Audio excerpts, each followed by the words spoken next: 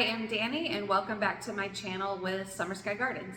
So I am out at the farm today and I thought it would be helpful and fun for me to do a video all about drying flowers, because that's a big thing that people do kind of at the end of a season, and especially this time of year. We love making flower crafts for the fall and for Christmas.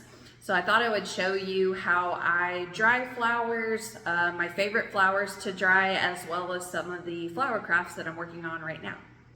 As always, if you like this video, give it a like, a comment, be sure to hit that subscribe button. I just hit 1,000 subscribers, which I was super excited about. My goal with this channel is to share a lot of information on gardening in general, but especially gardening with flowers now that I have this flower farm. If you interact with this video, if you share it, if you end up subscribing, that helps me get shown to more and more people that I can help, and I would be so grateful. So first thing, let me just talk about drying flowers in general. There's different ways that you can do it in order to use them for crafts, or even just a simple dried flower bouquet. You can certainly press the flowers, which I'm not gonna delve into too much, but a few of the crafts I'll show you do use pressed flowers, and I have a flower press that I use, which is just pretty simple and easy. But in order to dry flowers, there's a few different ways you can do it. Some people will put them in the microwave. I've tried that, and it does do it really quickly, of course, but they kind of shrink down and lose a lot of their shape. So I'm not a huge fan of doing the microwave. I've seen people use a dehydrator. I don't have a food dehydrator, so that one's kind of out. I've never tried it, so I'm not gonna comment too much on that. I've seen people use silica gel. I myself have done that with, done drying flowers with silica gel. I did it for my wedding bouquet, and the flowers turned out great, but it took a long time. It was very labor intensive to get them placed right in the silica gel. And once it's done, you have to throw it away. And I'm just not a huge fan of creating so much waste. So I think it's super useful for, you know, things that are like very important, or that you're gonna get a big return on your money for. But just the average kind of drying flowers, I don't think that I would advise to use silica gel, and I don't like all the waste. So that leaves us with the simplest, easiest way to dry flowers, and that is just leaving them out to dry. I have found that if you are using, if you're trying to dry something where you want like a stem, then the best way to do it is to hang it upside down. But if you just want like the flower head or a piece of the flower, you can just lay it on a paper towel, a plate, even just like out on your desk. Let it sit for a week or two, and they will be ready to use. So let me show you some of my flowers that I have drying right now, and then I'll kind of take you through some of my favorites that work really well as drying, and then we'll go look at a few of the crafts. All right, so we're gonna come into my office / craft room, because this is where I have a lot of my flowers drying. Don't judge me, it's a little messy. I'm still trying to get organized in here, but let me turn the camera around so I can show you some of the dried flowers in here. You can see I have a big box of Status. I love Status for drying because it maintains its shape and its color almost perfectly.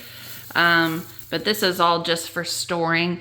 In this closet is where I've been hanging things to dry, because I figure I have this closet space with this bar and I'm not really using it. But you can see I have a lot of the cress from the summer. This dries okay. But I just have everything rubber band and tied on a string. When I need to use it, I'll just come pop it out, or pop the whole bouquet out, and then I can keep using this to hang stuff out. But this area is dried and, but this area is dry and cool, not too warm, not too cold. So it's a really great area for drying flowers. You want it to be dry. This is some feverfew, which I think looks pretty cute.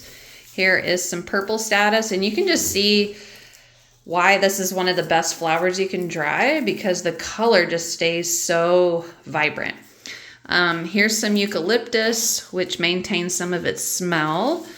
This is the Bupleurum, and it looks okay. I really like right here, this is an interesting textural element. This is from my Vitex tree. You do have to be careful though, because some of these balls can pop off. Have some dried mint, and then amaranth, which is also one of the best flowers you can dry. This is autumn gold, which is perfect for using for the fall. So let's turn over to the other side. So here's some more amaranth. It does have a tendency to kind of flop over when you put it in a vase. If it's too big, if it's smaller, it can stand pretty upright.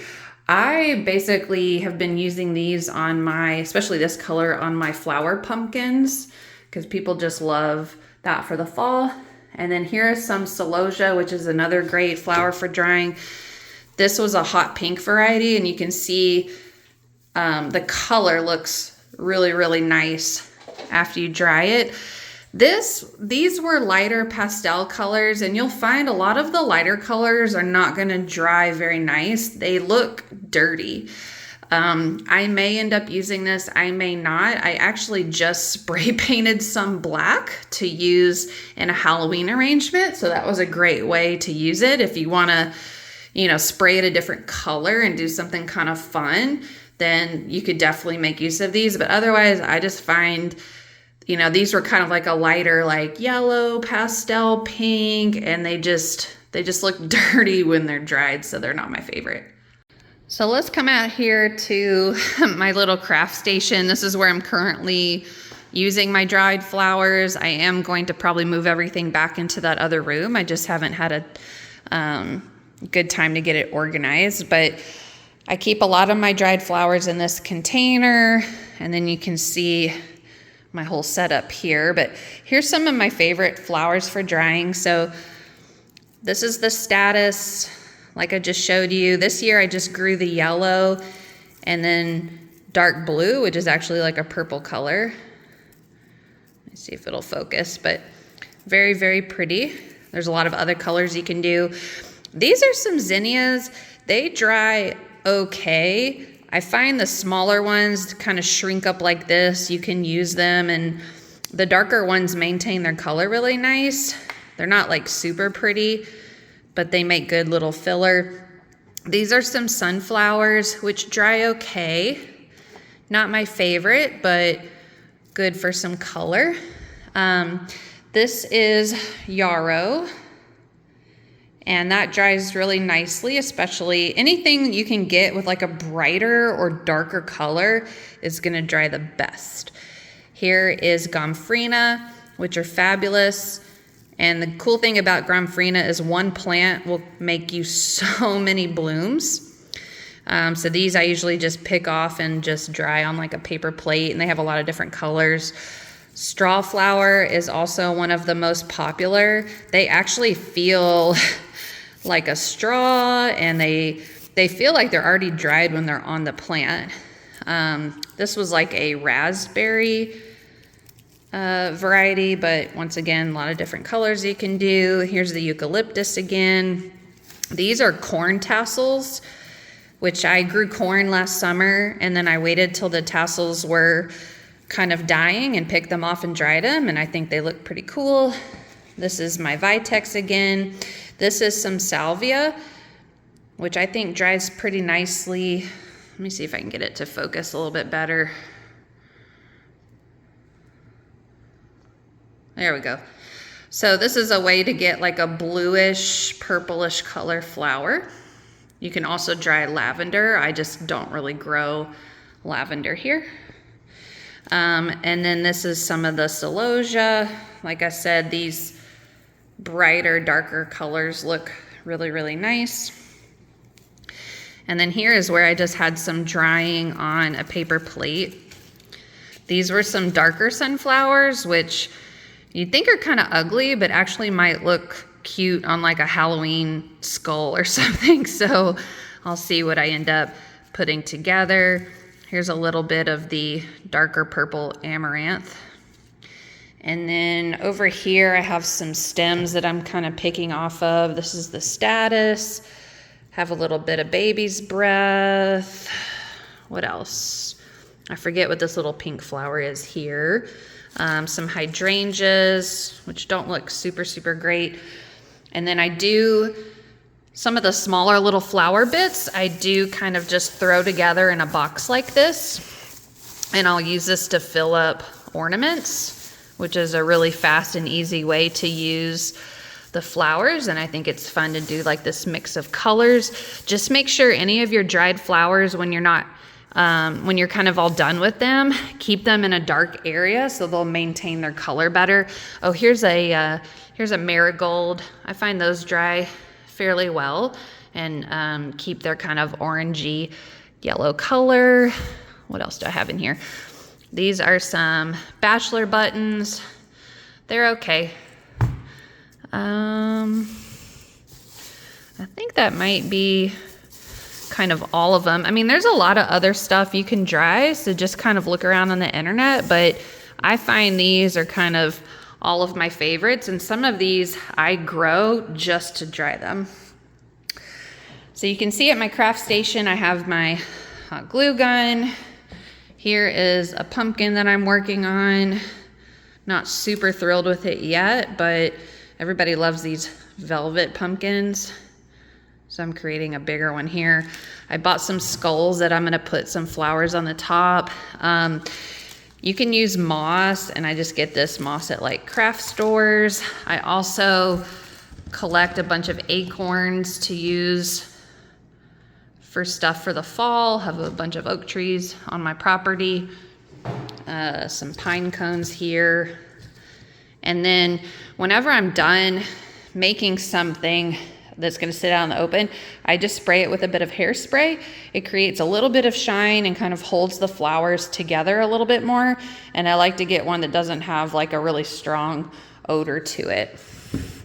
And you can see I have some skulls and pumpkins that I'm still working on.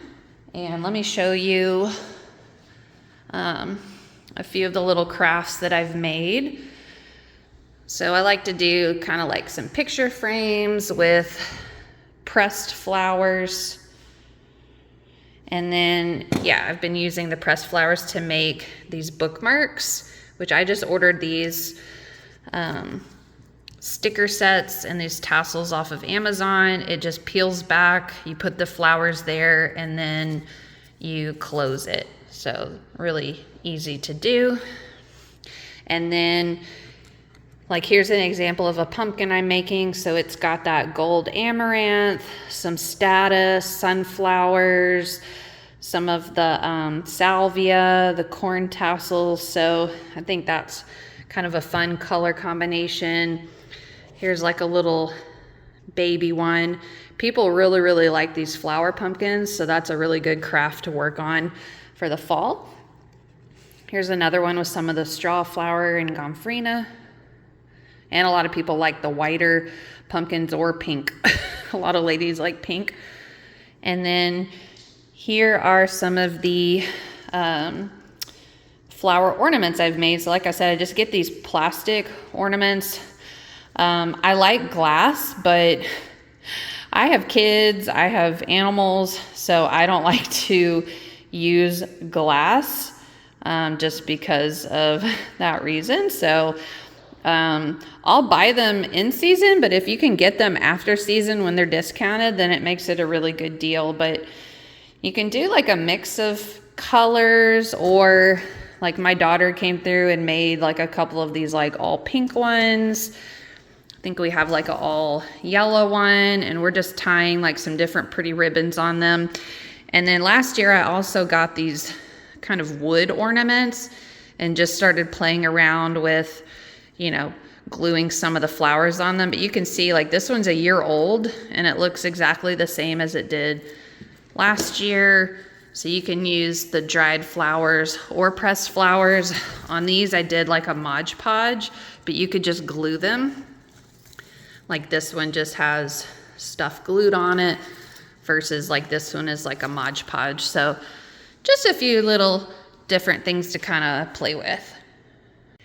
So that's it, kind of a shorter video this week. I haven't been able to make a video lately just because there's been a lot going on, had some sickness in my family. I wasn't able to get out to the farm that much the last couple of weeks, but everybody's healthy now. Things are going a lot better. So I want to get back to uploading regularly every 1 to 2 weeks. So stay tuned for that. Thank you guys so much for watching, and I will see you in my next video.